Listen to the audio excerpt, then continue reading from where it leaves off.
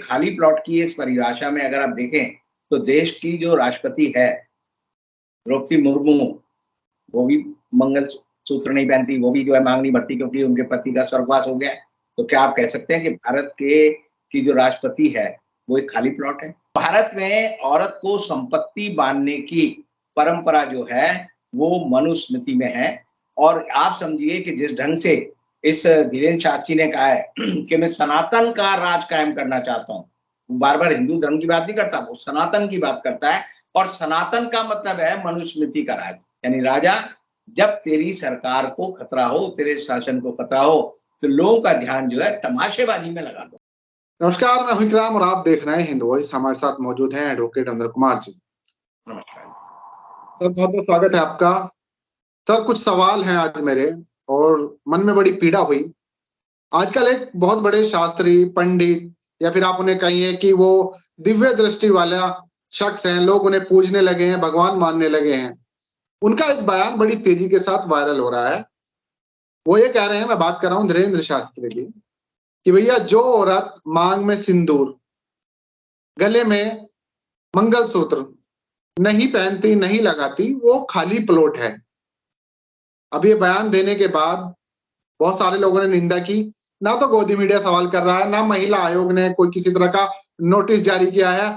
और अगर खाली प्लॉट कह रहे हैं, वो सिर्फ हिंदू महिला के लिए क्या ये शब्द इस्तेमाल हुआ या सभी महिला इसमें आती हैं? आप जरा बताएं, क्या कुछ चल रहा है देश में? बड़ा यानी शर्मनाक दौर में हम लोग गुजर रहे हैं कि एक आदमी जिसको आरएसएस प्रमोट करती है कि हिंदू धर्म शास्त्री है, एक कथावाचक है, और हम देखते हैं कि पूरी मोदी सरकार और पूरी दिल्ली पुलिस और देश की पुलिस उसके चरणों में बैठी रहती है। सारा मोदी मीडिया, गोदी मीडिया उसको ऐसे बताता है जैसे वो भगवान का अवतार हो। और वो बेवकूफ आदमी जो है ऐसी बात कह रहा है कि वो कह रहा है कि जो औरत मांग में सिंदूर नहीं लगाती और गले में मंगलसूत्र नहीं पहनती, वो खाली प्लॉट है। यानी कि आप समझिए, खाली प्लॉट की इस परिभाषा में अगर आप देखें तो देश की जो राष्ट्रपति है द्रौपदी मुर्मू, वो भी मंगल सूत्र नहीं पहनती, वो भी जो है मांग नहीं भरती क्योंकि उनके पति का स्वर्गवास हो गया। तो क्या आप कह सकते हैं कि भारत की जो राष्ट्रपति है वो एक खाली प्लॉट है? क्या आप सोनिया गांधी को कह सकते हैं वो खाली प्लॉट है क्योंकि उनके पति का देहांत हो गया है, वो एक विधवा का जीवन जी रही हैं, और वो चूंकि ना तो उन्होंने कभी नथ अपनी पहनी है, ना वो सिंदूर लगाती हैं, ना मंगलसूत्र उनके पास, तो क्या आप कह सकते हैं वो खाली प्लॉट है? या जैसे आप राजस्थान की पूर्व मुख्यमंत्री हैं वसुंधरा राजे सिंधिया, वो भी ऐसा नहीं करती, तो क्या आप उनको भी खाली प्लॉट कह सकते हैं? मायावती हैं। प्लॉट कहने की ये जो बात है इतनी अपमानजनक है कि ये लगता है कि जैसे देश में मनुस्मृति का राज जो है कायम हो गया। आप समझिए कि महाभारत में एक कथन आता है, एक दृश्य आता है कि जो 5 पांडव थे वो दुर्योधन से द्रौपदी को हार गए।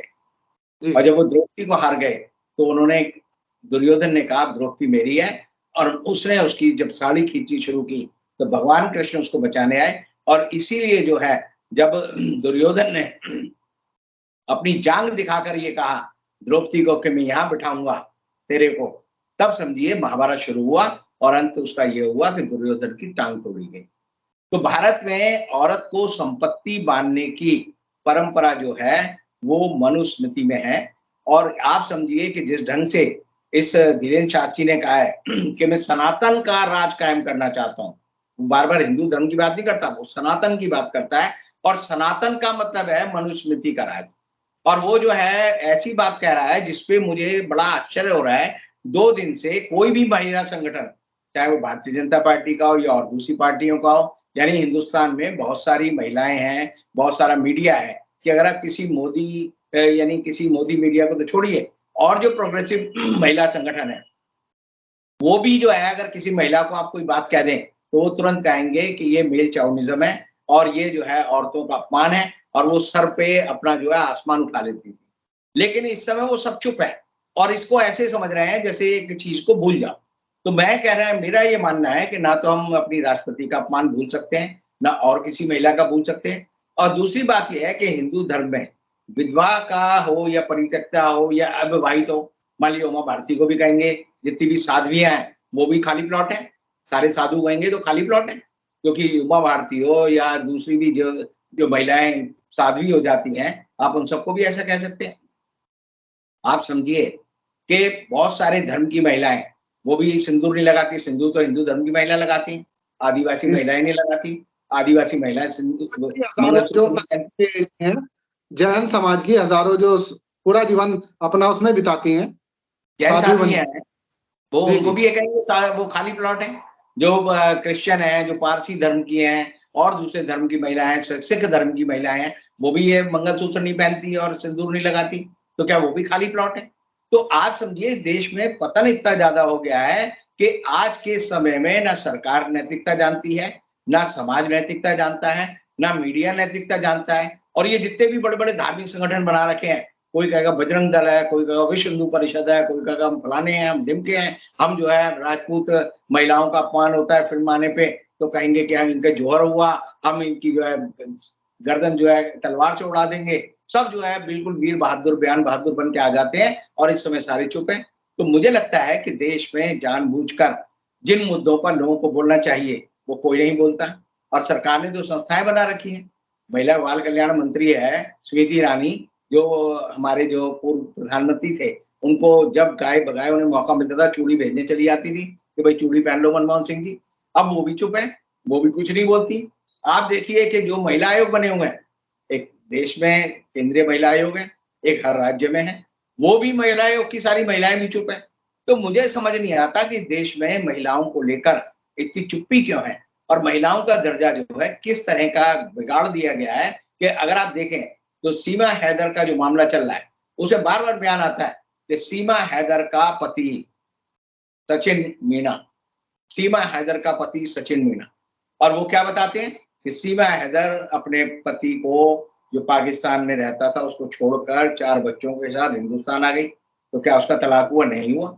जब उसका तलाक नहीं हुआ तो हिंदू धर्म में, हिंदू जो कानून है उसके मुताबिक कोई औरत का, जैसे मैंने पहले भी कहा कि अपने पति के रहते हुए दूसरी शादी नहीं हो सकती।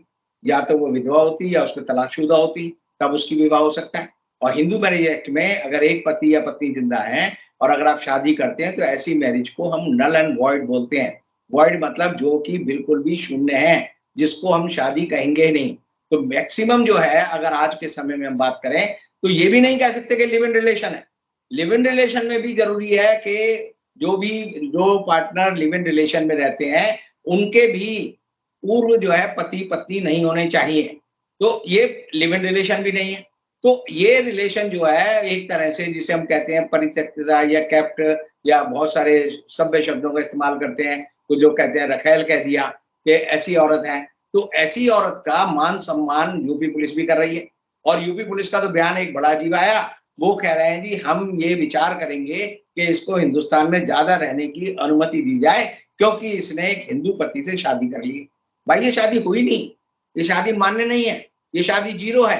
तो ऐसी हालत में जो शादी जो है कानून नहीं स्वीकार करता, वो यूपी पुलिस कैसे स्वीकार कर सकती है? वो भारत का विदेश मंत्रालय कैसे स्वीकार कर सकता है?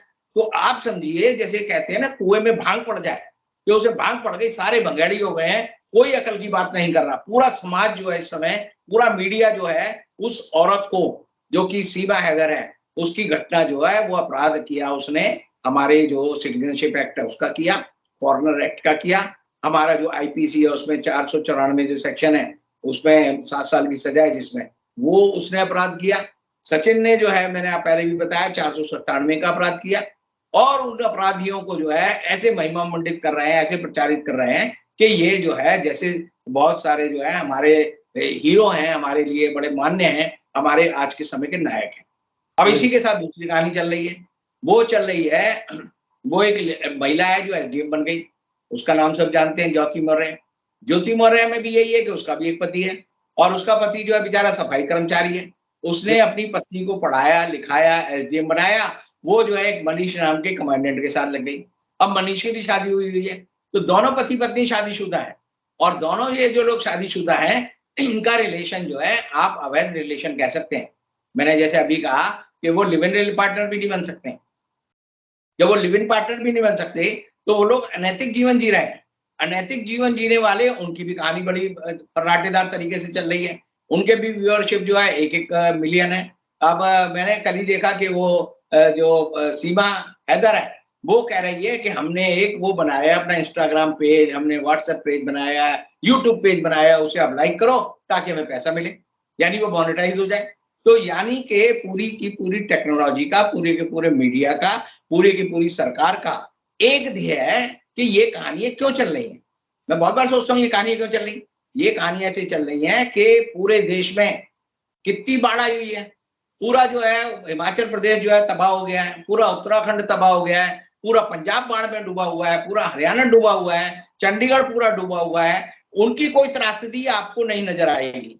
कोई चैनल नहीं बताएगा कि कितनी सड़कें उखड़ गई हैं, कितने पुल बह गए हैं, कितनी जो है गाड़ियां जो है उनमें और बसें जो है उनमें तबाह हो गई हैं, कितने होटल और कितनी मकान गिर गए हैं, कितनी फसल तबाह हो गई है, किसान जो है बर्बाद हो गया है, लोगों का पीने का पानी नहीं है, खाने के लिए रोटी नहीं है। उनसे हटाकर आपका ध्यान वो किस बात पे लगा रहे हैं कि देखो ये सीमा हैदर ये रही, ये ज्योति मौर्य रही, ये जो है हमारे धीरेन्द्र शास्त्री रहे, ये सारे लोग जो है देश में अवनीति बना रहे हैं। और आप समझिए कि मुझे याद आता है मैकियावेली ने कहा था, मैकियावेली ने एक ही बात कही थी द प्रिंस में, क्योंकि मैकियावेली को सबसे कूटनीतिज्ञ और सबसे कुटिल आदमी माना जाता है किसी भी पॉलिटिकल साइंस की अगर किताब पढ़ेंगे तो उसमें, तो उसने द प्रिंस में लिखा, o king when there is a threat to your power divert the attention of the people, यानी राजा जब तेरी सरकार को खतरा हो, तेरे शासन को खतरा हो, तो लोगों का ध्यान जो है तमाशेबाजी में लगा दो। तो तमाशेबाजी तीन तरह की हो सकती है। एक तो हो सकती है हम कहें कि चीन ने हमला कर दिया, वो हमारी हिम्मत नहीं है हम उस पर बात करें। हम कह देंगे पाकिस्तान से लड़ाई हो रही है, उसमें भी हमारी हिम्मत नहीं है। तो हम कहें जी और क्या बात है, तो बाढ़ आ गई, उसके लोग कहेंगे हमें राहत दो, प्रधानमंत्री कहेंगे आप सीमा हैदर की कहानी देखो, वो दूसरे जो हमारे रक्षा मंत्री हैं वो कहेंगे आप ज्योति मौर्य की कहानी देखो, तीसरे जो हमारे जो और वीर बहादुर हैं वो जो महिला भी हैं और देश की वित्त मंत्री भी है, वो कहेंगे टमाटर महंगा हो गया तो क्या हो गया, धीरेन्द्र शास्त्री की बात सुनो।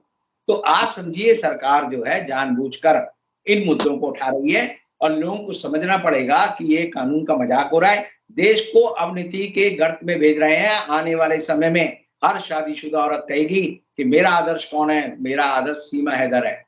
दूसरी कहेगी कि मेरा आदर्श कौन है, मेरी आदर्श जो है ज्योति मौर्य है। तीसरा आदमी कहेगा उसका कि मेरा आदर्श तो सचिन है, मेरा दूसरा कहेगा कि मेरा आदर्श तो जो है मनीष है। तो आप समझिए पूरे देश में एक तरह से अनैतिक जीवन जीने की प्रेरणा ये भारतीय जनता पार्टी दे रही है। ये हिंदुत्व का जो हिंदुइज्म का जो परचम उठाए घूमते हैं, आप समझिए परचम नहीं है, ये जो है सारी औरतों को और सारे आदमियों को वैश्यागामी बनाना चाहते हैं। उनको चाहते हैं कि वो निर्बाध रूप से जो है अपनी सारी मर्यादा भूल जाएं, सड़क पर जो है नंगा नाच करें और देश को जो है यौन यानी रोगियों का एक देश बना दें। और ऐसी स्थिति में देश की स्थिति बड़ी भयावह है और उस पर कोई चर्चा करने को तैयार नहीं। बहुत बहुत शुक्रिया सर, आपने फिलहाल महिलाओं के बारे में जो फिलहाल चल रहा है, कोई सोच नहीं रहा, ना महिला आयोग है, कोई कुछ भी बोल देता है। और जैसे सर ने कहा कि कहीं ना कहीं सरकार का इसमें शय है सरकार की, क्योंकि वो कुछ करना नहीं चाहती, ध्यान भटकाना चाह रही है दूसरे मुद्दों से। आप लोग इस पर कमेंट कीजिएगा, नीचे इस वीडियो को ज्यादा से ज्यादा शेयर कीजिएगा और हिंद वॉइस को सपोर्ट करने के लिए हिंद वॉइस की आप मेंबरशिप ले सकते हैं, जिससे आपको हमारी लेटेस्ट वीडियो सबसे पहले मिल जाएगी। तो किसी और एपिसोड में रविंद्र से मुलाकात होगी, तब तक के लिए दीजिए इजाजत।